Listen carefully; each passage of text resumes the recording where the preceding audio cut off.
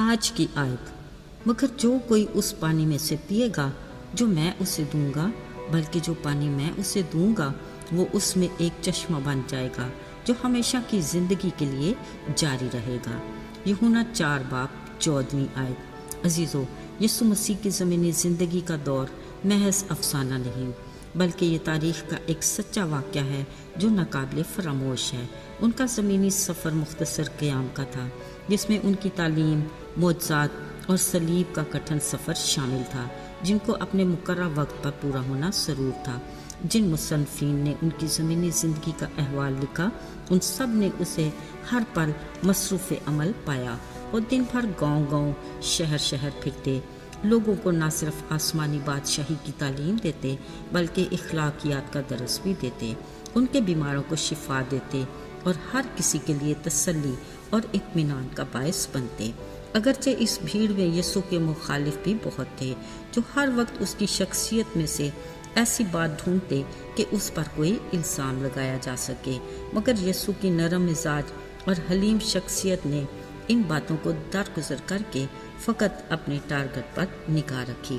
عزیزو، آج یسوع کا اپنے شاگردوں کے ساتھ گلیل جانے کا ارادہ تھا۔ یہ ایک طویل سفر تھا۔ راستے میں سامریا پہنچنے پر سوچا کچھ دیر آرام کر لیا جائے، لہٰذا وہ ایک کنویں کے قریب رک گئے۔ شاگردوں نے مناسب وقت دے کر شہر سے کھانا لانے کا ارادہ کیا، مگر تھکا ماندہ یسوع کنویں پر بیٹھ گیا۔ شاید آنکھیں موندے چند ہی پل ہوئے ہوں گے کہ ایک سامری عورت پانی بھرنے آئی۔ یسوع نے اسے کہا، مجھے پانی پلا۔ وہ سامری عورت حیرانی سے بولی، تو یہودی ہو کر مجھ سامری سے پانی کیوں مانگتا ہے؟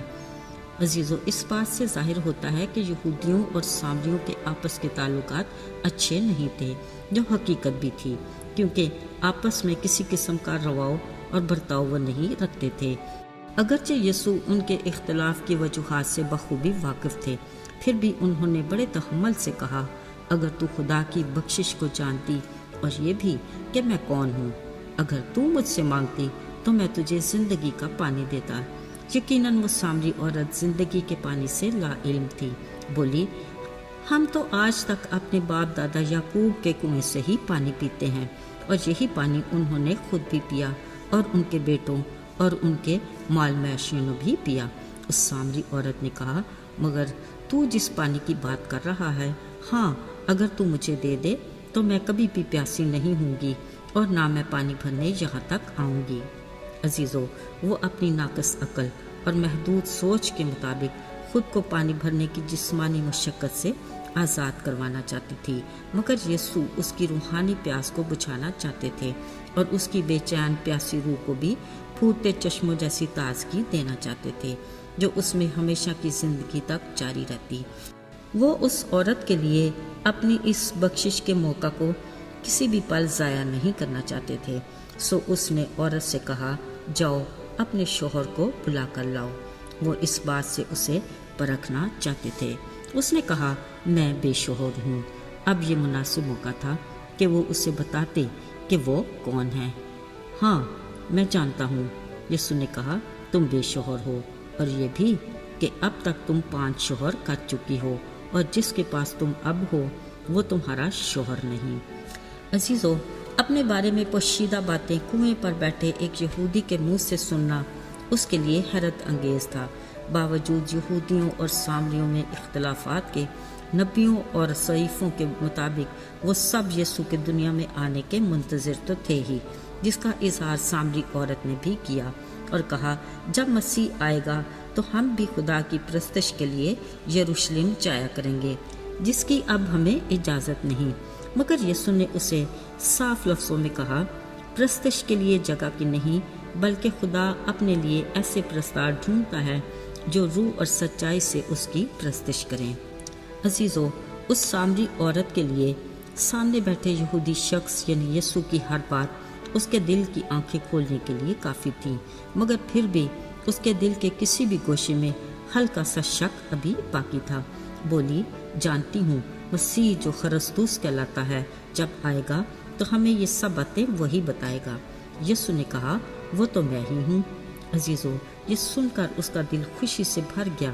اپنا گھڑا چھوڑ کر سامریہ شہر کو بھاگی اور پورے شہر کو اپنی زندگی کی تبدیلی کی گواہی دی۔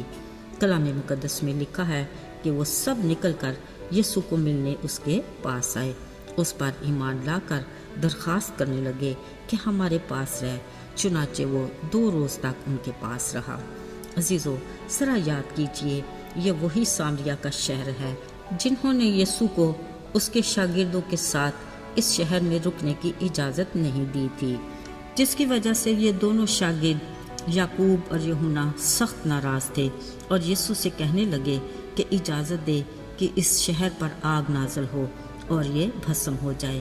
اس کی ان باتوں سے یسوع نے انہیں ڈانٹا، مگر آج دیکھیے اس کے ٹھہرائے وقت پر اس کی مرضی سے روح کی آگ نے یہاں کے مکینوں کے دل کو نرم کیا اور وہ سامری عورت کی گواہی سے نہ صرف یسوع پر ایمان لائے بلکہ اپنے پاس رہنے کی درخواست بھی کی۔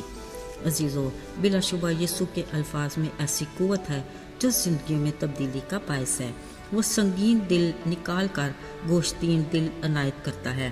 بطور مسیحی ہمیں ضرور اس بات کا تجربہ ہوگا کہ کس طرح وہ ہماری زندگیوں میں تبدیلی لایا۔ اس نے ہمیں چن کر ہم میں اپنا روح بسایا اور ہمیں نئی مخلوق بنایا تاکہ ہم اپنے اخلاق اور کردار سے اس کے روح کا پھل ظاہر کر کے اس کے نام کو جلال دیں۔ آئیے دعا کریں۔ اے خدا، ہم تیرے شکر گزار ہیں کہ تو نے ہمیں اپنے بیٹے یسوع کے جان کے کفارے سے نئی زندگی دی۔ توفیق عطا کر کہ ہم اس نئی زندگی کے پیغام کو دوسروں تک پہنچائیں تاکہ دکھی اور گناہ آلودہ انسانیت ہلاکت سے بچ کر ہمیشہ کی زندگی کے وارث بنے۔ یسوع کے پاک اور مبارک نام میں آمین۔